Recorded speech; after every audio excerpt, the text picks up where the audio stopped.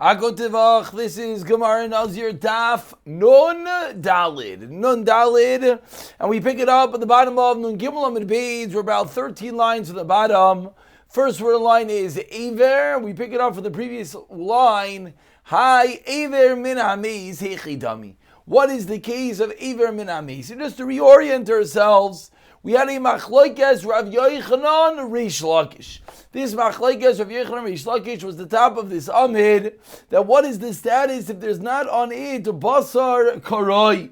And we're dealing in the bigger picture. Sugya will say is toma, particularly the Nazir becoming tamei, and most particularly the cases of a Nazir becoming tamei that it contradicts and he has to restart his Naziras, Hazah, Shlishi, and Shvi, Karbanais, Dinim, etc. that we're going to deal with today. But yesterday in the tab of Nagilam and Beis, we dealt with the din of Ein Aleya and Basar Karai. What is the story? 6 lines down. Rav Yochanan said, Ein Nazir Mikaleach. Reish Lakish said, a Nazir Mikaleach on it. And what was the reason? It was basically a steer in the Yukim in the Mishnah. And now we pick it up in which the Gemara says, Hi, Aver min Hameis Hechidami. We're now going to ask a kasha that's going to be on everyone. Aver min Hameis, a limb from the dead body. Hechidami.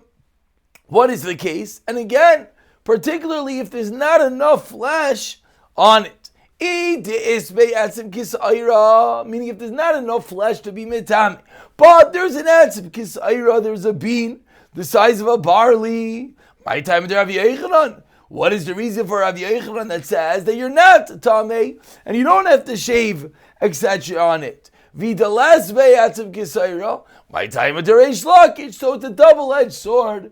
Whichever way you cut it, we have a kasha on either Rav Yochanan or Reish Lakish. What is the status of Aver min Hameis in the Mishnah? Answers the Gemara, Amr Lacha Reish Lakish La'ilam Delas Be'atzim Kisaira. Really, there's no bone the size of a barley. Va'afilu achi, and there's a special din over here. Says the Torah, Rachmana Rabbi. Says Reish Lakish, really, I'm right. Really, there should be no Tama. But especially in this case, Rachmana Rabbi, the Torah says there is Tama. Tanya, as you learned in the Brayz of Chol Shayiga B'nei Hasadeh B'chlal Cherev Oy B'meis, and from here we learn out B'nei Hasadeh. What does that refer to? This is the quintessential makar for dinim of Tumah V'Taira. So B'nei Hasadeh, that teaches you 4 lines from the bottom. Zam Mahal B'nei Hameis, one who is in oil, one who is on top of a mace. Bachalal, the pasuk says, Bachalal, what does that refer to? Aver min Achai. V'yesh loi lahalois aruka. That's Aver min Achai, the limb from a living person. And yesh loi, there is enough basar, there's enough flesh, lahalois aruka, to regenerate. Cherev, harizek chalal. The sword has the same status as the dead person. Oy b'meis continues the pasuk that says, or the dead person. Ze'ever anichlal min hameis. This is the aver that was severed from the mace, and again, there's enough flesh in it to regenerate. Oy be'etzem, or a bone, adam. Ze'roiva atzamus, that's a quarter of bones. Oy be'kever, ze'kever sasum. This is a sealed up kever. And we turn over to Nadalim and Aleph, and the Brisa continues.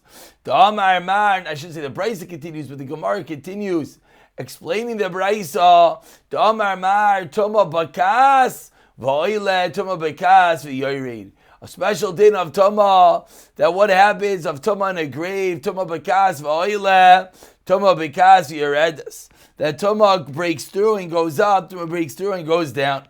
So here we see, this is the Raya, answers Reish Lakish, that really there's no etzem kisaira, but there's a special din of Tuma in this case.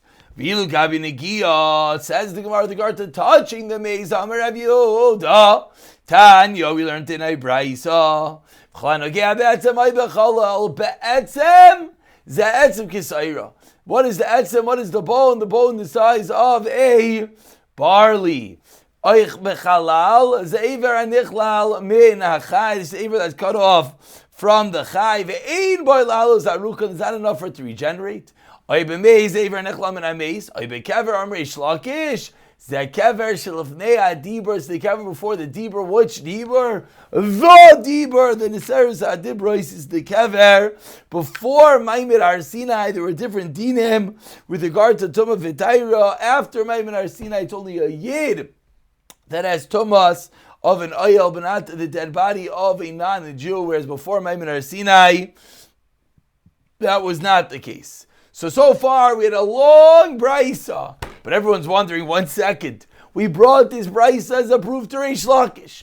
We brought this brisa to prove the point that which Reish Lakish taught us, which is that the reason why there's tumah in this case was a special din, even though when there's not enough flesh on the bone, it should not give off tumah. But here there's a special din by Nazir that it's mitame and you have to shave, etc.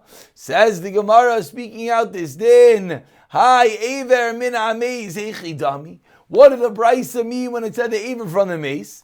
7 lines down, the first one line is in on dalam and aleph. I de es be'atzem kisayra. I don't know be'atzem. So then that's included in the end of this brisa that says one who touches the bone. Ella the last be'atzim kisayra. So must be that there's not sufficient bone quantity. It's not the size of a barley. And yet, v'afilu achi rachmana rabbi. There's a special reboy in this brisa, says the Torah, specifically by Nazir, that even though there's not enough basar, there's not enough etzem, but there's still going to be tumah, teaches Reish Lakish. So of course, the game of ping pong ends by shooting the ball back to Rav Yochanan. Amar Lacha Rav Yochanan, Lo'ilam de'espei. No, really, you know what the case is, that there is bone the size of a sa'ira. And you're right that we didn't really need this din, but you know we teach this din, this special din that we know that applies to maga, touching the mace. So masa, it's going to apply to transporting, carrying the mace as well. And that is how Rav Yochanan is going to answer up and teach that, like that which Reish Lakish said. But it's only going to be when there is sufficient bone quantity. Continues the Gemara. This is going all the way back that the Mishnah taught after listing all these cases of Tumah, the bone and the corpse dust, etc. If everyone remembers the past few days, what was the din in all these cases? It's soiser than Nazirus. You need to have all the karbanos. You got to shave your body, and umaziv v'shlishi u'bishvi. They have to get sprinkled by the Efer, the Para Adum on the 3rd and the 7th day. Says the Gemara Yibayilahu, a shaila on this Mishnah, our Mishnah. Hadik tani ad sheyitayir. That which the Mishnah said, that they're sprinkled on the 3rd and the 7th, and they don't begin counting ad sheyitayir until they become tar. Bishvi kai. Is it going on the 7th day? Ad David Herav Shemesh. Is it going on day 7 that even before Herav Shemesh she's going to be tar and continue counting his Naziros? Umani Rav Eliezer.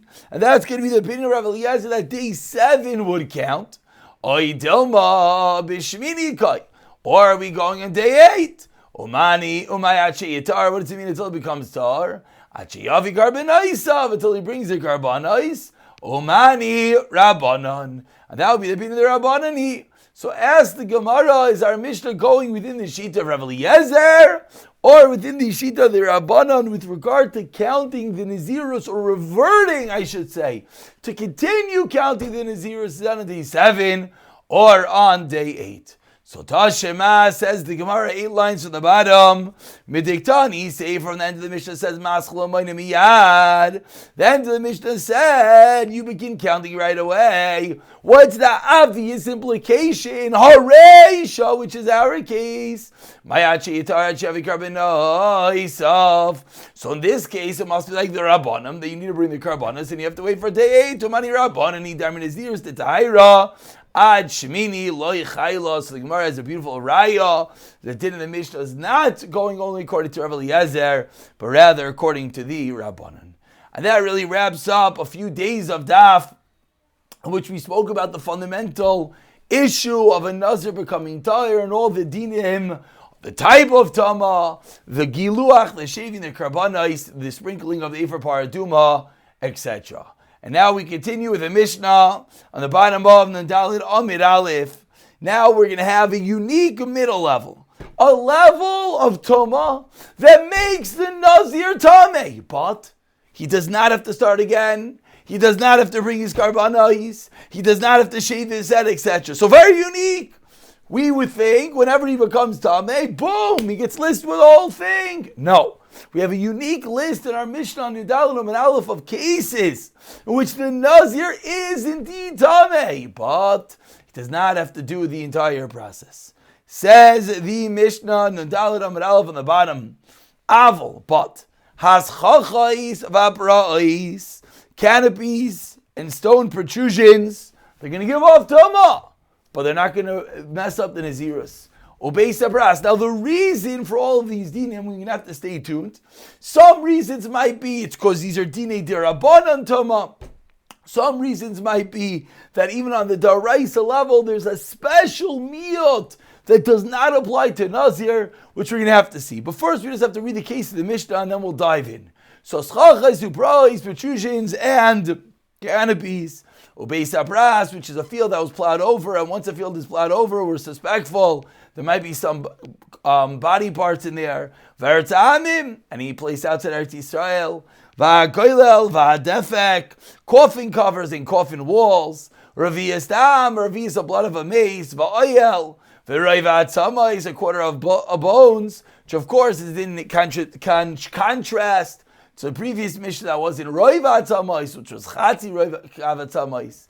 V'kelim, or I should say better, the end of the previous Mishnah said that Roi V'atzamah is Sidam Etame. Now we're learning that what does it mean?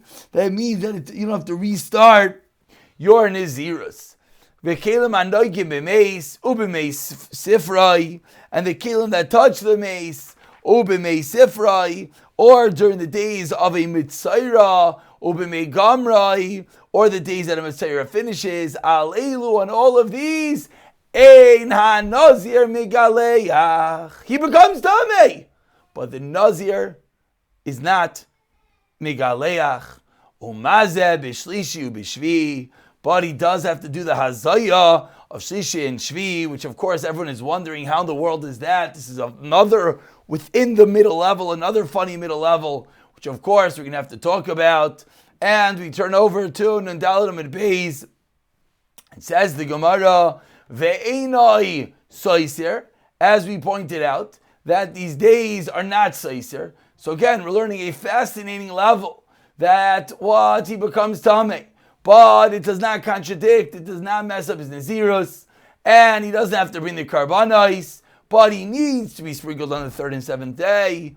Umaschel umayne miyad, but he starts counting the Nazirus anew, and he goes back to the Nazirus right away. The Karban ein lai, we're in the second line of the Dalam and Beis, no din of Karbanis. Be'emes Amru concludes the Mishnah. In reality, they said, Yimei Hazav, Ve'hazava, V'yimei Haskei Reishal Mitzayra. The days, if a Nazir becomes Tum Hazav, which is a male that has a some sort of bodily emission, similar to Kari, but not exactly, or Hazava, or the days that he's confined as a Mitzayra, Hare Elu Eilen Lai, these days count for him, and we have to see in the Gemara exactly what that means.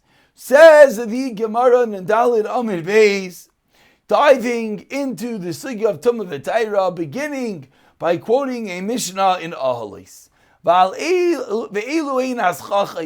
These are the cases of the schachais, the canopies that we listed in the Mishnah. A tree that forms the canopy over the land. Or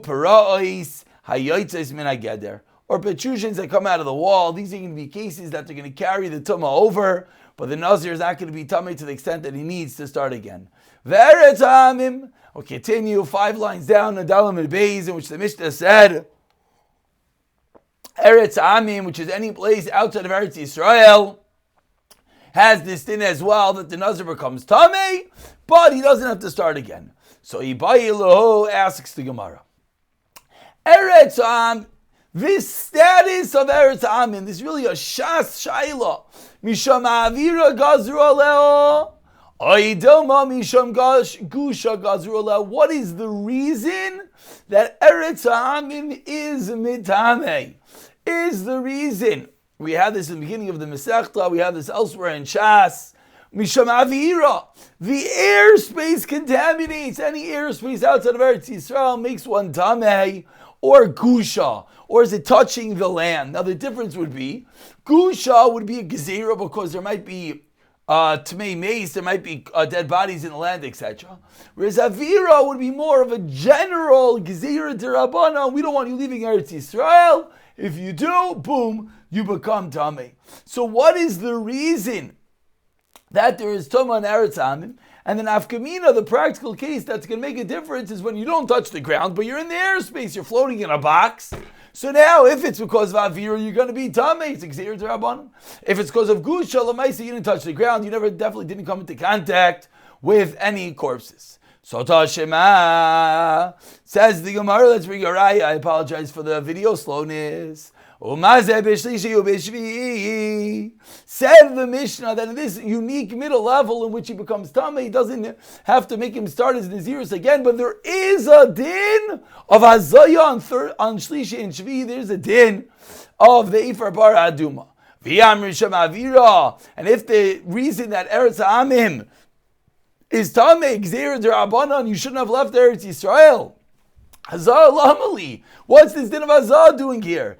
Elalav is araya misham gusha. That this din of Eretz Am is because of gusha. You touch the land outside of Eretz Yisrael, there might be a corpse there, etc. Now it makes sense that there's Azaya on 3 and 7, like every case of Tamei Mace. Says the Gemara, Lo Raya, 4 lines to the bottom, Lo Lamei Melacha, Misham Avira. Really, it's Avira. And when the Mishnah listed the Hazaya, the sprinkling on day 3 and 7, is on all the other cases in the Mishnah, but not in this case of Eretz Ahamim. Says the Gemara, this is indeed logical. The Mishnah listed a case of any time a Kalim that touched the mace. Honey, Kalim b'nei Hazaya, and he knew it. Similarly, there's never going to be a case that the Kalim themselves that touch a person that touches the mace is ever going to need Hazaya. Excuse me, the Kalim touch the corpse and you touch the Kali, so there's never going to be a case of Hazaya in that case. Ella Shmamina Shaira must be that we're talking about all the other cases. Once we have this case excluded, we can also exclude the case of Eretz Hamim. And tomorrow we'll pick up on Daf Nun Hey, in which we'll delve deeper into this Tumas Eretz Hamim, whether it's Exer Misham Gusha or Misham Avira.